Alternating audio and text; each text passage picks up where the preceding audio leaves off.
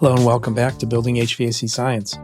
In today's episode, Elk and I get a chance to speak with our friend Dirk Nauman, who's an HVAC trainer, the inventor of a simulator, and founder of the Visual 3D Academy. Dirk shares with us his personal journey from a nervous first-time trainer to an industry innovator dedicated to improving HVAC education through simulation and visualization. He tells us how the necessity drove him to create his first HVAC simulator from scrap components, eventually evolving it into a line of training tools now used across schools, prisons, and technical programs across North America. He also gives us an intro to the Visual 3D Academy platform. It's a learning system designed to immerse students in HVAC theory like never before.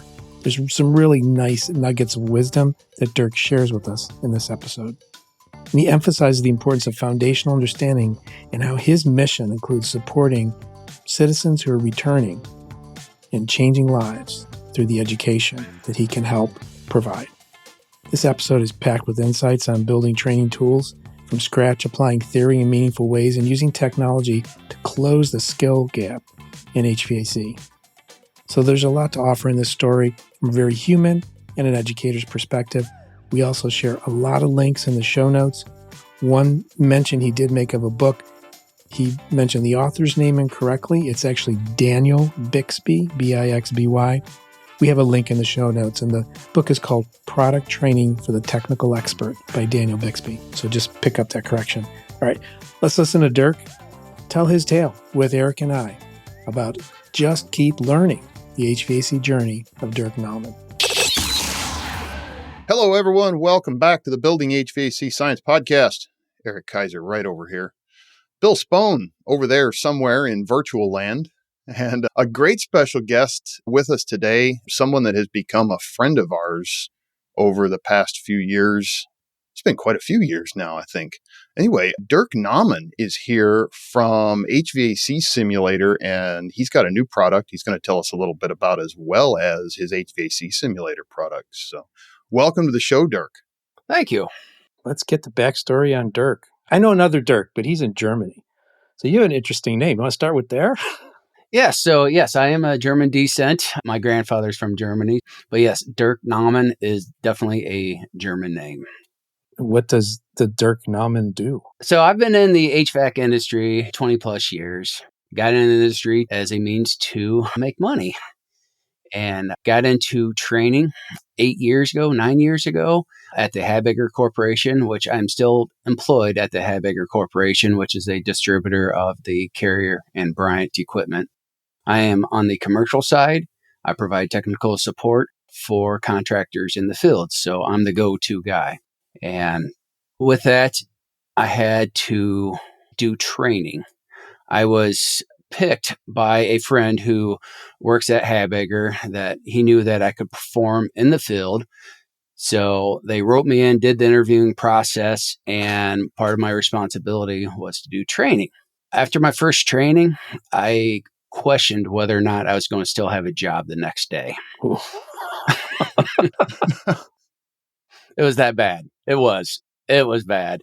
And my mindset was, in order to keep my job, I better learn how to train. So I went on this quest for training, how to be a trainer. And I discovered just because you could perform in the field does not mean you're able to teach. And it's a different skill set. So I went out on the search to how to be a better trainer and fell in love with it. Where did that journey take you? Kudos on your self-awareness. And I'll bet you thought you were worse than they thought you were. But kudos on your self-awareness and your commitment to make a change. Where did you absorb these skills? How did you go about that? So I got into training by reading a book. To become a better trainer, I started reading, like RTFM, right? Read the fantastic manual. So they have fantastic manuals out there on how to be a better trainer. And it was by Bill Bixby. The Product Training for the Service Expert is what it's called. Got it. Awesome book. And it talked about how training can be viewed in two different ways, as a for-profit or as a necessary evil. And that really stuck with me. And at distributors and contractors, training seems to be more of a necessary evil. And I flipped that for Habegger in our region, and I started looking at it as for profit. We have to put value on training. And I started reliving my older days and what I thought about training, some of the bad trainings I went to, and started seeing that if the training is free, it doesn't hold much value. You put a little bit of value on it, cost to it, it holds more value. So these little quirks in the book is where I started. And then just reaching out to people, just internet searching, and just writing my own curriculum, just got better and better over the years. Would you say when you started that journey, how long has this taken? Just to give people a framework. 9 years. 9 years, okay. 2015, I think, 16. So as Elk mentioned at the beginning, or maybe before we started, the HVAC simulator, that's where I got to meet you, an ESCO National HVAC Educators Conference. I forgot how many years ago that was. 5? It was 5. 5 years ago. It was the first event after COVID. Oh, okay. So maybe 4 years ago. And you were carrying something around in a plastic tote, as I remember, or at least underneath your arm. Yes, I did take a simulator out there. That is correct. What is an HVAC simulator, and why does it exist, or why did it exist? It still exists. But yes, so a friend of mine by the name of Andy, he was in the construction trade. And in the Peoria, Illinois region, construction was not booming. So he was having, for lack of better words, he was having problem putting food on the table. So I told him, hey, come on over to the HVAC side. We have so much fun over here. You'll enjoy this. And he's like, I don't know anything about HVAC. I talked to one of the contractors and basically asked him if he would hire a rookie.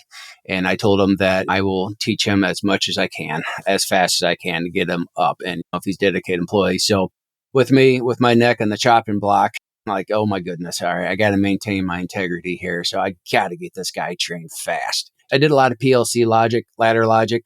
So I had a bunch of pieces and parts laying around. So I created a plexiglass wooden dowel rods with PLC, the 24-volt DC relays, wrote the ladder logic, and had banana clips on a piece of plastic. And that was the first HVAC simulator. And it was crude looking. It was effective. And taught them on that, loaned it out, and I couldn't get the thing back. That's how it started. And so it became a hobby. Prototype number 2 was nicknamed the turd because it was a piece of fill in the blank. But I learned a lot from the second prototype. And then the third prototype, I shipped out all over Canada and the US. I paid for shipping from it, from bouncing around from place to place. I found out that customs don't necessarily like boxes with a bunch of wires going through it. Yes. Oh, yes. Random box of wires. Yes, with a bunch of circuitry in it. Yes. So I didn't know any better. So part of the fun and the experience. So with that, I sent it out to multiple instructors all over North America, got their feedback. They loved it and went into a manufacturing facility, actually a place I used to take care of in Oglesby, Illinois, and took the box to them and says, hey, I need to make this into a production model. What's the cost? And he said, $150,000. I said, I'm done. I don't have $150,000. I know I'm not going to ask my wife if I can go get a loan out on the house or anything, but I started stewing in my brain over months and was like, all right, if man can do this, I can do this. So I started learning C++ and all the necessary skills. And I started learning, I use a program called Easy EDA, and it's for designing printed circuit boards. And I just learned the whole process myself. So I design the printed circuit board. I write the C++ in it, and I do absolutely 100% of it. I did in the beginning. And then now we have the production models, and now we're up to 4 models. We're just releasing the heat pump simulator, which is pretty cool. But curriculum writing's always been fun. It's the most challenging part. I rather write C++ code than the curriculum. Writing curriculums is difficult. Extremely difficult. It's a lot of work. A lot of work. So where are these HVAC simulators used a lot, and what does it do for the users? They're used in schools. It's an educational product. Contractors do buy them, but I'm going to say that's probably less than 5%. At first, it was majority of our users were prisons, and that has switched to educational. So I'm going to say probably about 75% of the revenue is educational, and then 20% prisons, and then 5% contractors. But with that, It is, think of a game of operations. You know how you had to get the bone and you get shocked? The HVAC simulator does not shock you. That's the first point you're going to clear up now. Yes. Actually, it has shocked people. And this goes to how to use the tools. We've had entry-level technicians or students hold the meters by the metal part of the meter lead when they're sliding it in. But it's a 6mm plastic and you have to slide your meters in. So it's live voltage. And on the simulator is a schematic, a connection diagram. And you have to go in. It has 32 faults. One has 32 faults. The other ones have 16 faults. The flagship product has 16 heating faults, 16 cooling faults. And you put the dial in there and you hit the button and it's going to follow the sequence of the fault. So if it's hot surface igniter, it's going to go through and you have to try to diagnose it. So we're teaching sequence of operation, how to read schematics, potential difference, and applying a diagnostic process. As I always tell everybody, the process doesn't fail. The technician fails to follow the process. The process is rock solid. So this is really teaching them the process and like how to put their meter leads, where to put their meter leads in a circuit by reading a circuit diagram and figuring out all that stuff when they're troubleshooting an HVAC system. That is correct. But we're using it. We're not component based. There's plenty of component based trainers out there. So when I go to invent something, create something, I look to see what's in the industry and what the industry is lacking. And there's some great component-based training out there. But the industry lacks theory-based training. So with this, I always try to use what's called the VARK learning model by Neil Fleming, VARK, visual, audio, reading and writing, and kinesthetics. So all of our curriculums, in one way or another, it combines all four of those. So it's a multimodal learning platform because we have all different types of learners out there. So if your weakness is the reading, we're involving the reading in it. You're forced to do it. You have to do it. But the industry is no longer a hands-on industry. I have a very controversial video out there. It is, and I clearly state this is my opinion. So if you go to hvacsimulator.com, I define what a mechanic is and what a technician is. Oh, yeah. And that has been a very controversial video. And mechanic, they're good at mechanical skills. I break it down to MEGA, the mega core principles of HVAC. Mega, mechanical, E, electrical, gas, whether it's combustion and or refrigerant, and airflow, MEGA. So at HVAC Simulator, we do not work on anything mechanical. So we're focusing on the electrical, the gas, and the airflow. And we're doing the theory behind it. Because when you say I learn best hands-on, let's stop and think about this. What's the technician telling us? They need to see it happen in front of them? Yeah, they're good with their hands. That's how they learn the process. They didn't learn the theory, but look at how the industry has evolved over the last 5 years, 10 years. Where has the engineering gone? Controls. Yeah, it's exponential.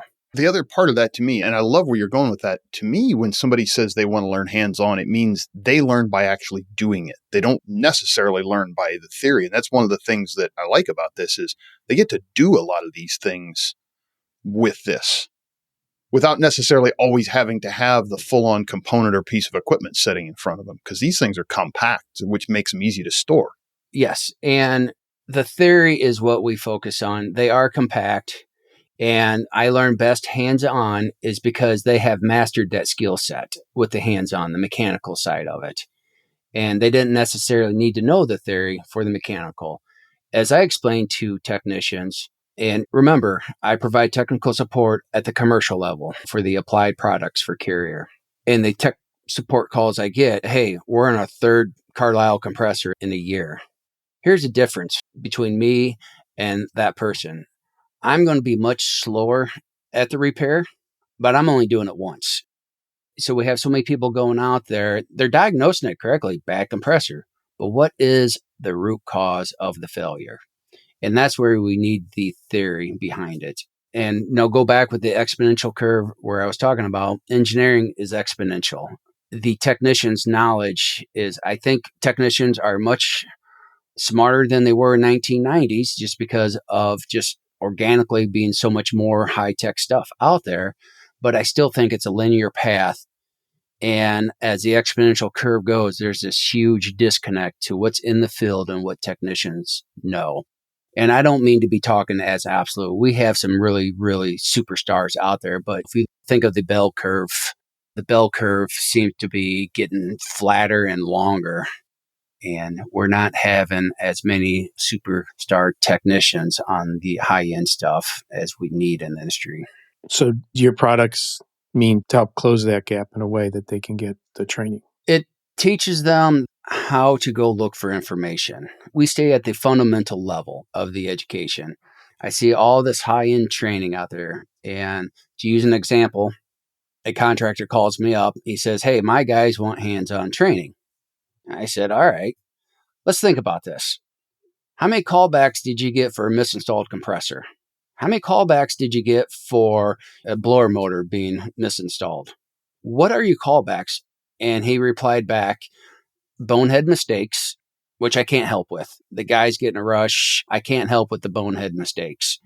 And then misinterpreting data. They don't know how to read the data. So what I'm trying to do on the fundamental level is teach them how to read the data. More high-end, more complex systems is all it is just a bunch of more simple parts combined into a big mess. But you need to start breaking these pieces out one by one by one, and you just get a bunch of simple components. Did I explain that well? Yeah. It's a stacking of functions. And let's move into the simulator. That's a physical product, but there's also another product you have. So Visual 3D Academy, visual3dacademy.com. So creating the curriculums for HVAC simulator, I was going to the internet and borrowing, let's call it, images, which I didn't know that was against the law. I thought if it was on the internet, they were free to use, which is not the case. So I had to get a photo box, take pictures of a limit switch, and then remove the background. And I'm just like, there's got to be a more efficient way to do this. With that, I got into 3D modeling. From 3D modeling, how can I monetize these 3D models? So the idea, I wish I could tell you I had an original idea. I just find other people's ideas and I just transform it into HVAC. Sometimes it's the way. Well, at Prompt Care, which is a healthcare, Prompt Care OSF, and they have a oversized iPad or touchscreen device on the wall, and the doctor used it to show where the problem was of the human anatomy. And he was able to remove the skin, remove the tissue, remove the structure, go to the brain. You could zoom anywhere with male, female. You could just tear the human body apart. Hence why my initial company name was going to be called HVAC Anatomy. But we went with Visual 3D Anatomy because of this technology that we developed. And this has been developed from the ground up with JavaScript. With that, we can dissect apart. We can do so many amazing things with this technology. It goes back to the concept you mentioned just before. It's the buildup of multiple pieces that make the function of the product of the device. And you can actually begin to understand what's on the inside. Is that the concept? Yes. So do you need to know how the inside of a snap disk works in order to diagnose it?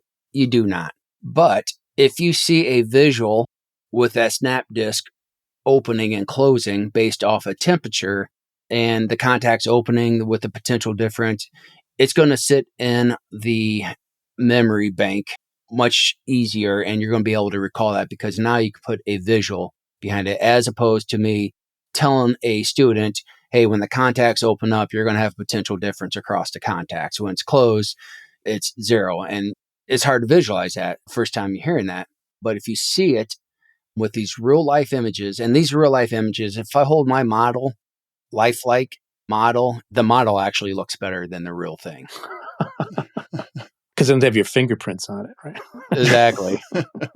But now we have this augmented reality part of it. We can scan images in books. And now we can pull the images out of the books now. So there is visual 3D. There's two aspects to it. We have the instructor version, which would be used for overhead to show the students. And then the students will have the phone, and the phone doesn't have as much power as the web page does, but you can still dissect it and you can still watch a video. So every video we have, or every component has two videos, how it works and how to service. I've shared the videos over the years, the last 2 years with both of you guys. And what do you think of the videos? Are they lifelike or? They're incredible. They're impressive.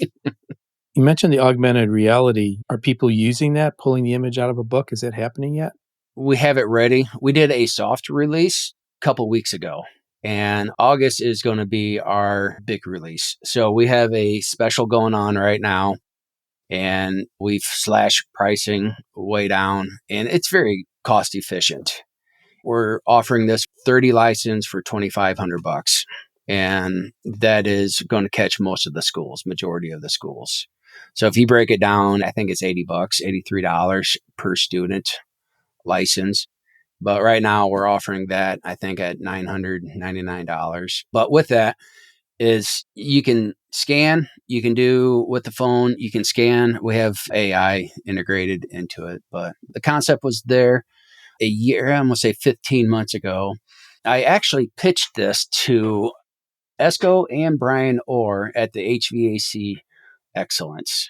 Actually, I even pitched to Bill at the AHR. I don't know if you remember this or not, Bill. You did. Yeah. It's like, I need money, people. Doing a startup with this hot technology is not cheap. But I've pitched this to multiple people, and I'm still pitching it, by the way.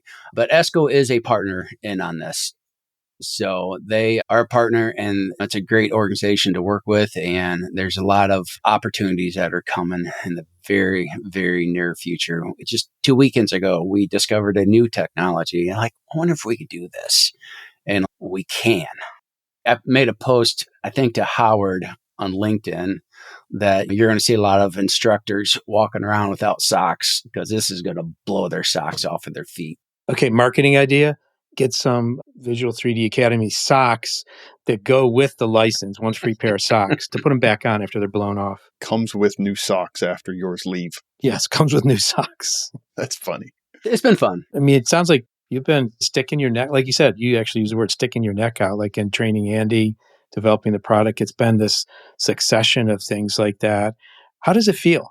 Do you feel like you're on the right path? Is this what you're meant to be? Yes. The feeling is just, I'll just say it comes across that way to me. I am proud of myself. I don't want to come off as arrogance, but the thing of it is like what's proud about it is seeing how it changes lives. I'm very involved with prison ministry, and anybody returning back to society is that they get the products for free. I don't have any issue whatsoever helping them. And actually, Eric introduced me to one of his brother's friends, I think, or your friend maybe, who is on a returning citizen committee. Tim, I won't say his last name, but he's in your brother's wedding, Eric. Oh, yes. Okay. Well, brother-in-laws, yes. Okay. We're on this committee for helping, actually it helps contractors about, there is this other workforce out there that is phenomenal at working. Yes, they have a criminal record. It does not make them bad people. And I was in a prison talking to the prisoners about the skilled trades. And with that, the warden introduced me, and the warden says, I'm no different from you. I just didn't get caught. So when I took the podium, I made a comment that, let's think about this.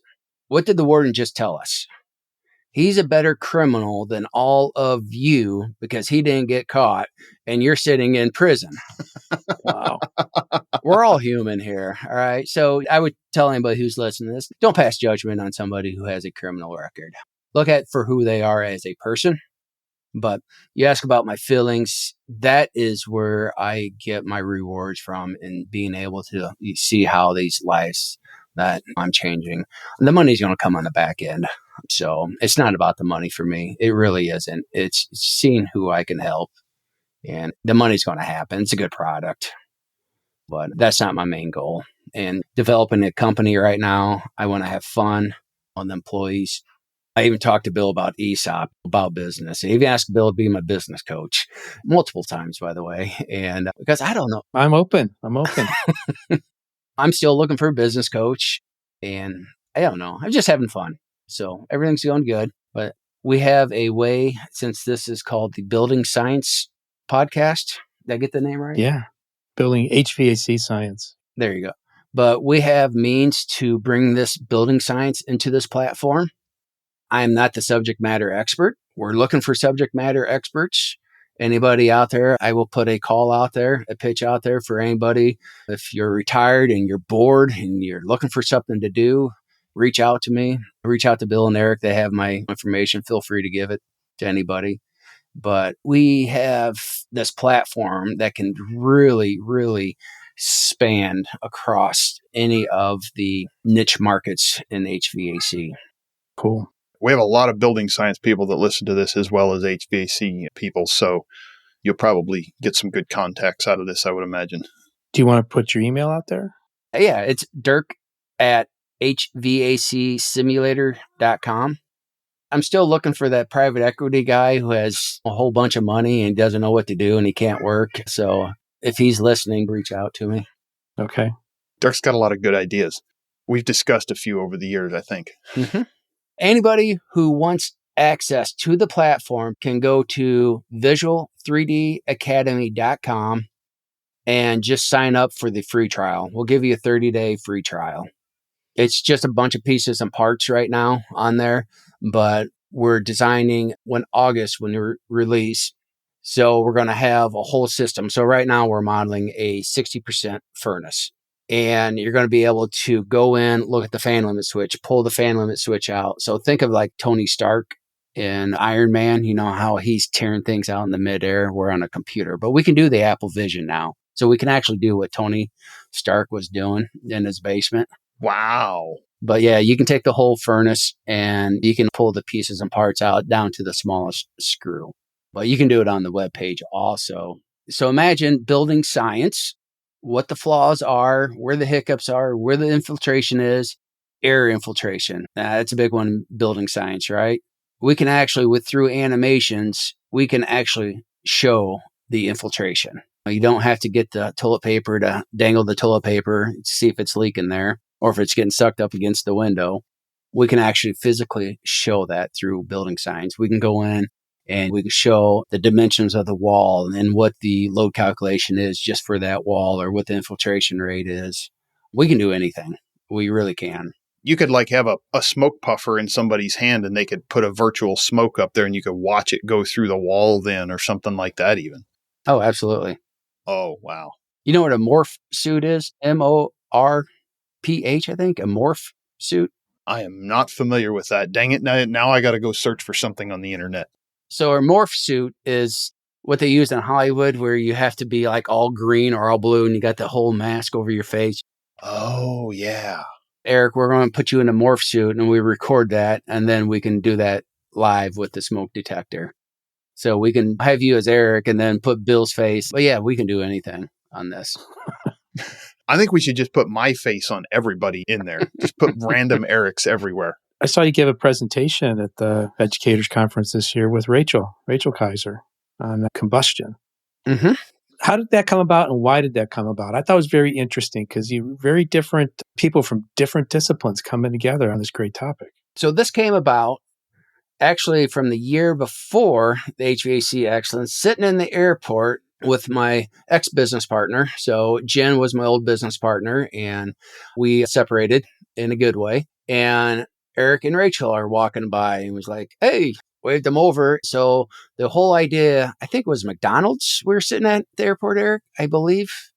And we created the training a year before sitting at a restaurant in the airport. And that's how it came about at the Vegas airport. This is what happens when you hang out in airports too much. You just pick up people and just make stuff up. Speaking of picking up people, but the symposium, we picked you up once. You were not hitchhiking, but walking from the hotel to the event. Yeah. Were you driving, Bill? Yeah, you were my chauffeur. I was driving, yeah. Yeah, you were. Been chauffeured by Bill Spohn. You're up there in the world now. No, it was fun. And because of that, the HVAC sim app, HVAC SIM, no space. And actually, that just got posted today, the updated app. So I created the HVAC Sim app because everything's been computer-based. We do have the physical, but I started creating some curriculum on the computer. But the idea on that was that this new generation coming out, they don't know computers like our generation. I love my phone, don't get me wrong, but they just don't know the computers like we do. So I started getting into app development, and we just launched, or we have the comfort cooling simulator on the app now. And we're going to do a mass marketing campaign is buy the book and you'll get the software or the app version, a full version free. And if you download the app and you go to Knowledge Evaluator, you can win a free combustion analyzer, a Sireman combustion analyzer from TrueTech Tools, or you can win the Measure Quick Filled Piece tool set, and that will be from TrueTech Tools also. I've knocked on doors, and I told Tony Gonzalez and I told Tyler Nelson that HVAC Simulator is going to pay for it. But once we get enough users, I'm going to be knocking on your door to get some marketing money. This HVAC Sim app, that's available on both app stores, Google and Apple? Apple's probably a week out. They're a little bit slower than Google. All right. It'll be out by the time this publishes. So today is 5/19. So the Android app got posted today, and the Apple, who knows? This will publish, listeners, on May 30th. So chances are it's either out there or will be shortly. It should be out by then. Sometimes it's hard with app names because there's so many. Is it just called HVAC Sim, like one word squished together? Yes, Okay. that is correct. You'll see the S. Look for the S. And the developer name, just in case? It's me. It'll be Dirk. It is Dirk Nauman. Okay, so we've wrapped around to the beginning of the conversation now. So I think this is a good point to close.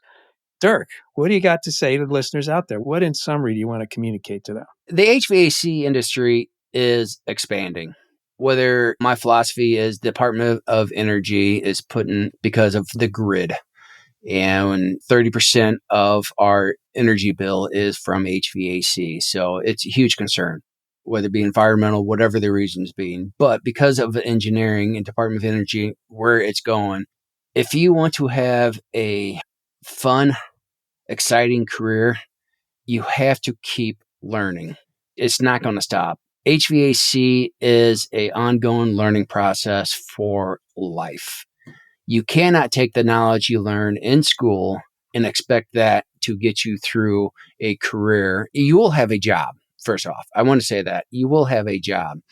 But if you're not going to be going to Paris every other year, if you only stay at this fundamental level of as a mechanic, I know many people in the industry who are making well over 6 digits. And I know a lot of people who are only making $30,000, $40,000, $50,000. You only as good as your knowledge. The more you learn, the better you become. And the more value you have. And you can go anywhere. If you're a knowledgeable guy in the HVAC industry, you can go anywhere in this country. So just keep learning. And if you come up to a struggle, it's not a bad thing not to have the knowledge. Service technicians have the most difficult job out there. They have to know Carrier, they have to know Trane, Daikin, McQuay, York, whatever. All of them have different nuances, but the fundamental concept is the same. If you don't understand something, don't be ashamed. Reach out. It also goes back to take your time. There's also time pressure that you're going to encounter in the field, and your concept of taking time will make so much sense. It's hard to execute. I would say my thought is you develop a track record of success by taking your time, and then people respect that person needs their time. They will get it done. They will get it done right the first time, whether it involves research or just more troubleshooting, more in-depth knowledge. So I just grabbed one quick thing from you there, JKL, just keep learning. I love it. It's like Nike, just do it. Just do it. JKL. Got to put that on the screen behind you. Not JK, just kidding. You got to just keep learning. And always challenge the status quo at your dealership or at your contractor. The office people seem to think it's HVAC. And as I explain it, if you ever go called out to a nuclear power plant to go work on the cooling reactors, what would you say to your boss, to your manager? I mean, are you going to say just okay? But when they give you a service call and it's VFD, this is very common for me. I get calls on this and they put the VFD and they've never programmed a VFD. Why didn't you say something to your manager? Don't be afraid to speak up and just say, hey, I don't have the education on this. What do I do? And I need the education, but always challenge the status quo when it comes to training at the dealer. Just real quick, so everybody knows, what is a VFD? Variable frequency drive. Awesome. And that runs motors and things like that. So it varies the speed of a motor. And it has funky nuances to it. A lot. There are a lot of them. Very good. They're very variable. Thanks so much for coming on. I'm glad we got to do this. Sorry we didn't get to do this earlier, but I think we got you at the right point because you've got so much going on right now so much you need to tell. And I'm sure we will have you back because there's going to be more coming up in your future because you're a force of nature. Hard to stop, man. All right. Thank you. Thank you. Thanks, Dirk. Appreciate it. Appreciate it.